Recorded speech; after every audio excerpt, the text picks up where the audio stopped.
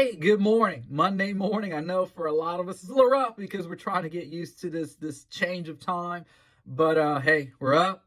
And if you're watching this, then God's got a word for you today to hear. Romans chapter 12, verse 2, Paul says, "But do not be conformed to this age, but be transformed by the renewing of your mind, so that you may discern what is good, pleasing, and the perfect will of God."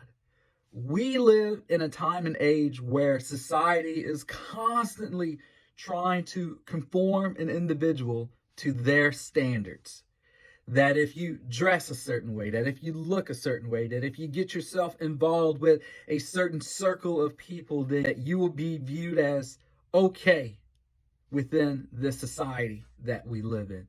Here's the problem: an awful lot of what's being promoted in our society goes against the will of God.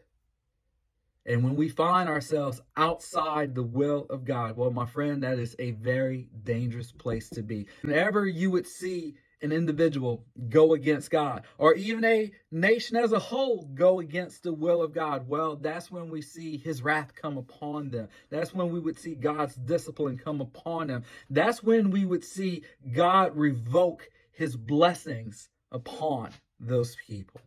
Never a great place to be when we're outside of the will of God. That's why Paul says that we can't conform, but we must be transformed. When we allow Jesus Christ to enter our hearts, to enter our lives, he transforms us. He gives us minds and eyes to see what's good, what's not good, what's his will, what's against his will. And my friend, when we are within the will of God, that's when we see the blessings pour out. This is not prosperity preaching. This is just to say, whenever we honor God with our lives, that's when we see God honor our lives in return.